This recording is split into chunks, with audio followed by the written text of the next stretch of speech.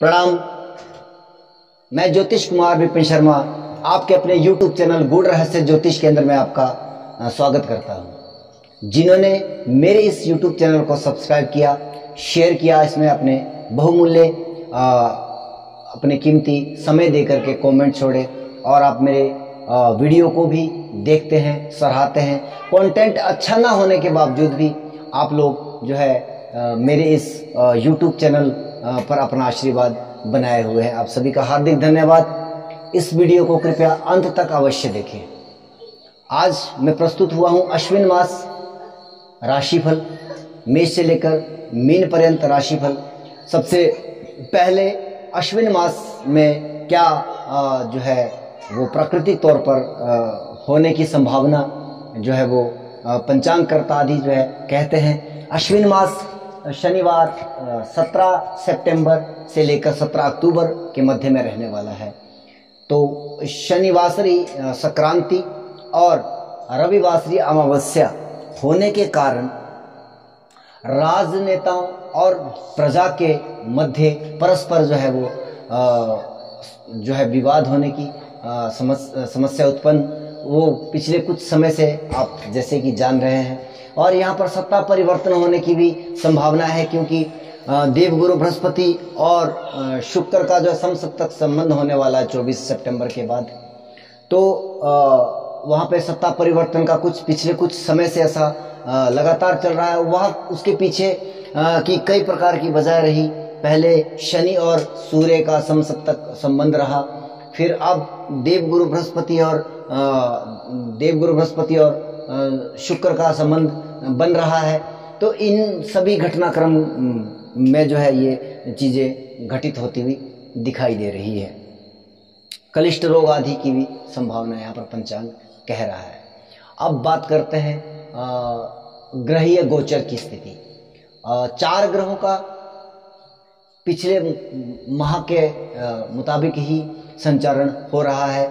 शनिदेव स्वराशिगत है मकर राशि में वक्री अवस्था में। देवगुरु बृहस्पति भी वक्री अवस्था में अपनी स्वराशि में मीन राशि में संचरण कर रहे हैं। राहु देव मेष राशि में संचरण कर रहे हैं। केतु देव तुला राशि में संचरण कर रहे हैं। बुध और सूर्य जो है वह मास भर जो है वो कन्या राशि में संचरण कर रहे हैं। हालांकि बुध की वह अपनी ही राशि उच्च राशि है, और मंगल जो है वह भी मास पर्यंत जो है लगभग 16 अक्टूबर के दिन जो है उनका राशि परिवर्तन होने जा रहा है। तो इसलिए कह सकते हैं कि उनका प्रभाव वो वृषभ राशि में ही रहने वाला है इस मास। और शुक्र देव जो 24 सितंबर को जो है वह अपनी नीचस्थ राशि कन्या में प्रवेश कर जाएंगे। केवल यहाँ पर मंगल का एक दिन के लिए और शुक्र देव का 24 सितंबर को राशि परिवर्तन हो रहा है। अन्यथा अन्य ग्रहों की स्थिति ज्यों की त्यों बनी हुई है। लेकिन परिस्थितियां इस प्रकार की बन रही है कि यहां पर जो है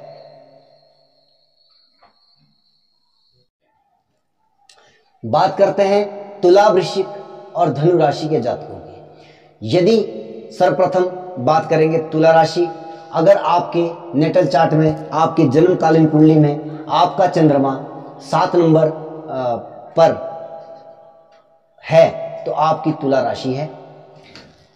आइए सबसे पहले अश्विन मास में ग्रहीय गोचर ग्रहों की क्या क्या स्थितियां निर्मित हो रही है। हालांकि इस महीने में केवल एक ग्रह जो है वो संचार बदलेगा अपना, शुक्र देव। वो 24 सितंबर को राशि बदल रहा है। अभी तक आपके लाभ भाव में है, 24 सितंबर के बाद जो है वह बदल करके आपके द्वादश भाव में आ जाएगा। और दूसरे में मंगल देव केवल एक दिन मासांत में जो है जाकर के जो है वो अपना राशि बदल रहा है, यानी कि 16 अक्टूबर को ये राशि परिवर्तन होगा और 17 तारीख को जो है मासांत हो जाएगा। लेकिन बाकी के बाकी ग्रह सभी आपके जैसे कि आपके भाग्येश और द्वादशेश बुध उच्चस्थ स्थिति में, लाभेश सूर्य के साथ आपके द्वादश भाव में संचार करेंगे मास पर्यंत। केतु देव आपके राशि के चंद्रमा के ऊपर से संचार करेंगे मास पर्यंत। शनि देव वक्री अवस्था में स्वराशिगत चतुर्थ भाव में वो संचार करेंगे मास पर्यंत। देवगुरु बृहस्पति भी वक्री अवस्था में स्वराशिगत है, छठे भाव में संचार करेंगे मास पर्यंत। राहुदेव भी जो है सप्तम भाव में आपके मास पर्यंत वो रहने वाले हैं। मंगलदेव आपके अष्टम भाव में केवल मास के अंत के 2 दिनों के लिए वह राशि बदलेंगे। आप उनकी कंडीशन लगभग 8th हाउस में ही मान करके चलिएगा।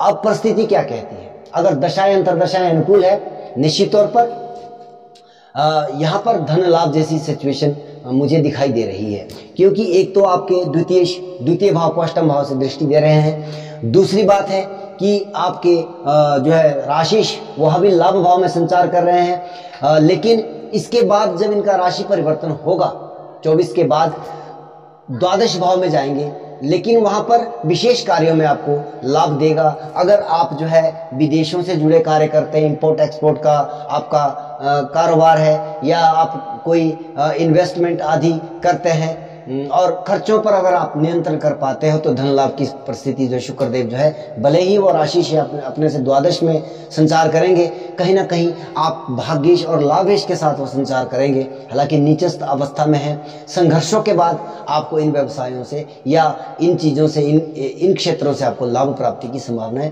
दिखाई दे रही है। कहीं ना कहीं देवगुरु बृहस्पति आपके कर्म त्रिकोण या जो है अर्थ त्रिकोण को दृष्टि दे रहे हैं स्वयं छठे भाव में बैठ करके, तो यहाँ पर कार्य क्षेत्र में तो ऑल ओवर जो है परिस्थितियाँ बहुत बेहतर मुझे दिखाई दे रही हैं। हालांकि देखिए व्यवसाय जो है वो इन्वेस्टमेंट की ही सारी की सारा खेल है। अगर 12वां भाव एक बलवत अवस्था में है तो उसमें जो है कारण ये भी बन सकता है कि आप बिजनेस में बड़ा इन्वेस्टमेंट करो, वहां से आपको लाभ प्राप्ति की भी संभावना यहाँ पर बन रही है। अगर दशाएं अंतरदशाएं अनुकूल चल रही है तो आप ऐसा कर सकते हैं, लेकिन अपने विशेषता अपने स्वास्थ्य को लेकर के आपको चिंतित रहना पड़ेगा, क्योंकि केतु देव आपके चंद्रमा के ऊपर से और शनि देव की 10वीं दृष्टि भी वह आपके चंद्रमा के ऊपर पड़ रही है, तो कहीं ना कहीं मानसिक अशांति जैसी परिस्थितियां यहाँ पर निर्मित हो रही है और आपको खुद जो है वह स्वास्थ्य को लेकर के दिक्कत दिखाई दे रही है। सप्तम भाव भी कहीं ना कहीं राहु के द्वारा पीड़ित अवस्था में दिखाई दे रहा है और सप्तमेश भी अष्टम भाव में जाकर के जो है वो संचार कर रहा है, तो कहीं ना कहीं वैवाहिक जीवन को लेकर के भी यहाँ पर समस्याएं हो सकती है, रह सकती है। अगर दशाएं अंतरदशाएं अनुकूल है तो ये सामान्य कह सकते हैं, अगर दशाएं अंतरदशाएं जो है वो प्रतिकूल है तो ये समस्या थोड़ी बड़ी भी हो सकती है। बात करेंगे वृश्चिक राशि के जातकों की। यदि आपका चंद्रमा लगनकालीन कुंडली में 8 नंबर पर है तो वृश्चिक राशि के जातक हैं आप, और यह परिस्थितियां अश्विन मास में क्या कुछ बन रही है, सबसे पहले ग्रहीय गोचर की परिस्थितियों को जान लेते हैं। लगन द्वितीय भाव खाली है, तीसरे भाव में जो है तृतीयेश होकर के शनि देव वक्री अवस्था में संचार करेंगे, ये भी पूरे मास पर्यंत रहने वाले हैं। पंचमेश पंचम भाव में देवगुरु बृहस्पति यह भी वक्री अवस्था में संचारण कर रहे हैं। छठे भाव में राहुदेव, सप्तम भाव में मंगलदेव आपके जो राशिश हैं, और दशम भाव क्षमा कीजिएगा, दशम भाव में शुक्रदेव आपके 24 सितंबर तक जो है वो संचार करेंगे। उसके बाद जो है वह जो है आपके लाभ भाव में आ जाएंगे। वहां पर पहले से ही क्षमा कीजिएगा, सूर्य और बुध जो है उच्चस्थ स्थिति में विराजित हैं। केतु देव आपके द्वादश भाव में संचार करेंगे। इन सभी ग्रहों की परिस्थितियों के अनुकूल आपका कैसा रहने वाला अश्विन मास, तो सबसे पहली चीज क्या है कि ये महीना आपको पूरे महीने आपको ऊर्जावान बनाएगा निश्चित तौर पर, क्योंकि मंगल का राशिश होकर के अपनी राशि को दृष्टि देना एक बेहतर परिस्थितियों को निर्मित कर रहा है, लेकिन मंगल आपके सप्तम भाव में संचार कर रहे हैं, तो कहीं ना कहीं जो है यह परिस्थिति वैवाहिक जीवन के लिए ठीक नहीं कह सकते। खास करके जब आपके शुक्रदेव जो है सूर्य के साथ जाकर के पीड़ित अवस्था में हो जाएंगे, यहाँ पर क्योंकि वह सप्तमेश भी है, तो यहाँ पर आपके जीवन साथी के लिए थोड़ा सा असुविधा या स्वास्थ्य को लेकर के कहीं ना कहीं दिक्कतें दिखाई दे रही है। एक क्योंकि मंगल देव आपके षष्ठ मेष भी है, और ज़्यादा परिस्थितियां तब होगी जब शुक्रदेव अपना राशि परिवर्तन करेंगे 24 सितंबर के बाद। लेकिन भाग्य स्थान पर वक्री अवस्था में एक वक्री ग्रह जो है वह चेष्टा बली होता है। शनिदेव आपके जो है तृतीय भाव में, हालांकि संघर्ष रहेगा। आपके तीसरे, छठे और एकादश भाव, इनके जो आपके त्रिषडाय भाव है वह ग्रहों से पूरित है और निश्चित तौर पर आप अधिक मेहनत करेंगे इस महीने में, ऊर्जावान भी है, अधिक मेहनत करेंगे, अधिक लाभ की प्राप्ति होगी। केवल शुक्रदेव का संचार आपके लाइफ पार्टनर के हेतु कहीं ना कहीं थोड़ा सा स्वास्थ्य को हानि दे रहा है। अदरवाइज उसका नीच भंग बुध के साथ यहाँ पर, क्योंकि बुध जो है स्वराशिगत है और शुक्रदेव जो है वो नीचस्थ स्थिति में है, तो उनका नीच भंग भी हो रहा है।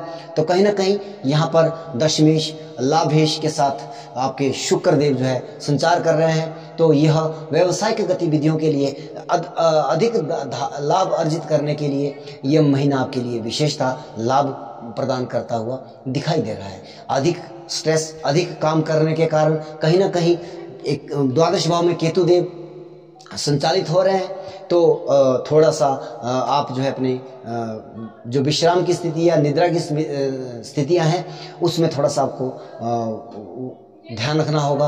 आपको समय पर नींद पूरी करनी होगी, क्योंकि कहीं ना कहीं अनिद्रा जैसी स्थिति भी यहाँ पर द्वादश भाव में केतु देव वो क्रिएट कर सकते हैं और दिखाई भी दे रहा है। क्योंकि जब आप अधिक शारीरिक श्रम करते हो तो वहाँ पर कहीं ना कहीं इस तरह की परेशानियाँ भी आपको प्राप्त हो सकती है। ऑल ओवर कंपटीशन आदि, अगर उस क्षेत्र में आप कोई प्रयास कर रहे हैं या कॉम्पिटिटिव एग्जाम के लिए आप तैयारियां कर रहे हैं और वो इस महीने होने वाला है। राहु देव आपके छठे भाव में संचार कर रहे हैं, शनि देव आपके तीसरे भाव में वक्री अवस्था में, सूर्य देव आपके लाभ भाव में दशमेश है। तो ये परिस्थितियां बहुत ही शानदार हो सकती है अगर आप कॉम्पिटिटिव एग्जाम के लिए जा रहे हैं और आपकी दशाएं अंतरदशाएं अच्छी है और कुंडली में भी जो प्रोमिस है वो भी एक बेहतर या आपके योगकारी परिस्थितियां उसमें निर्मित हो, तो निश्चित तौर पर यह महीना आपके कॉम्पिटिटिव एग्जाम या शत्रुओं पर विजय प्राप्त करने के लिए बहुत ही शानदार रहने वाला है। बात करेंगे धनु राशि की। अगर आपका चंद्रमा 9 नंबर आपकी नेटल चार्ट में आपके यानी कि जन्मकालीन कुंडली में है तो यह आपकी धनु राशि है। और आपका अश्विन मास कैसा रहने वाला है, सबसे पहले जानते हैं आपकी ग्रहीय स्थिति, जो ग्रहों की जो गोचरीय स्थिति है वो किस तरह की है। केतु देव आपके लाभ भाव में, शनि देव आपके तीसरे भाव में वक्री अवस्था में स्वराशिगत है, देव गुरु बृहस्पति जो कि आपके राशिश भी है, चतुर्थेश होकर के चतुर्थ भाव में वक्री अवस्था में संचार कर रहे हैं। राहु देव आपके पंचम भाव में, मंगल देव आपके छठे भाव में पंचमेश होकर के, और शुक्र जो आपके भाग्य स्थान पर, और बुध और सूर्य जो है भाग्येश और दशमेश की युति जो है वो दशम भाव में होने जा रही है। यानी कि ऑल ओवर परिस्थितियां अगर देखें तो ये एक बेहतर परिस्थितियां हैं पिछले महीने के मुताबिक। इस महीने आपका बहुत ही शानदार ये जाने वाला है, क्योंकि पिछले महीने क्या था कि आपके मंगल और राहु की युति जो है वो आपके पंचम भाव में और बुद्धि भाव में जो है आपकी बुद्धि को विकृत कर रही थी। लेकिन अब जो है मंगल जो है वो अपनी राशि बदल चुके हैं। हालांकि मास पर्यंत वो छठे भाव में रहने वाले हैं, यह भी अपने आप में एक शानदार है। हालांकि आपका जो अर्थ त्रिकोण है वह शनि, मंगल, सूर्य आदि, यहाँ पर भी मैं कह सकता हूँ कि अगर आप कॉम्पिटिटिव एग्जाम की तरफ जा रहे हो या व्यावसायिक गतिविधियों में आपको लाभ प्राप्ति की संभावनाएं दिखाई दे रही है, क्योंकि सूर्य देव आपके भाग्येश है दशम भाव में और दशमेश उच्चस्थ स्थिति में, तो कार्य क्षेत्र में डेफिनेटली यहाँ पर अगर दशाएं अंतरदशाएं आपकी अनुकूल है तो आपको भाग्य के भी सहारा मिलने वाला है, भाग्य के द्वारा आपको लाभ प्राप्ति, क्योंकि लाभेश आपका भाग्य स्थान पर 24 सितंबर तक संचार करेगा। 24 सितंबर के बाद जो है लाभेश आपके दशम भाव में आ जाएंगे, आपके भाग्येश और दशमेश के साथ युति करेंगे। एक हालांकि गुरु की दृष्टि इन पर पड़ रही है, तो कहीं ना कहीं सुव्यवस्थित तरीके से आपको व्यवसायिक गतिविधियों में लाभ प्राप्त होता हुआ दिखाई दे रहा है। हालांकि शनिदेव आपके दूसरे भाव में है, तो एक परिस्थिति तो ये कह सकते हैं कि अगर आपके पास बैंक बैलेंस है तो वो उस पर इतना वो जो है ठहराव की स्थिति वहाँ पे रहने वाली है। लेकिन बहुत अधिक आप जो है धन लाभ की लालसा में मत जाइएगा, क्योंकि पंचम भाव में राहुदेव भी है। अगर लॉटरी, जुआ, सट्टा आदि आप जो है इन चीज़ों में अपनी क्रिएटिविटी दिखाते हो तो वहाँ पर कहीं ना कहीं धन हानि की संभावना भी यहाँ पर हो सकती है। अन्यथा अनदर सिचुएशन में आपको लाभ प्राप्ति की संभावना यहाँ पर दिखाई दे रही है। तो इन्हीं चंद शब्दों के साथ मैं अपने इस वीडियो को यहीं विराम देता हूं। वीडियो को अंत तक देखने के लिए आप सभी का हार्दिक धन्यवाद। मेरे इस यूट्यूब चैनल को आगे शेयर करिएगा। हालांकि मैं जानता हूं कि मैं कंटेंट बहुत बढ़िया नहीं रख रहा हूं, और एक सबसे बड़ी बात है कि मैं ज़्यादा अधिक नहीं बोलता हूं। और एक चीज़ मैं आपको बात बताऊं, अगर आपकी दशाएं, अंतरदशाएं और आपके लगन चार्ट मेरे पास नहीं है तो मैं इतना बड़ा प्रेडिक्शन भी वहाँ पर नहीं दे सकता हूँ। जितना का एक ग्रह गोचर जो है आपको संभावित जो है परिस्थितियाँ दिखा सकता है, मैं उतना ही बोलना पसंद करता हूँ। आप इन वीडियो को पसंद करें या ना पसंद करें, ये आपकी मर्जी है। जय सिया राम।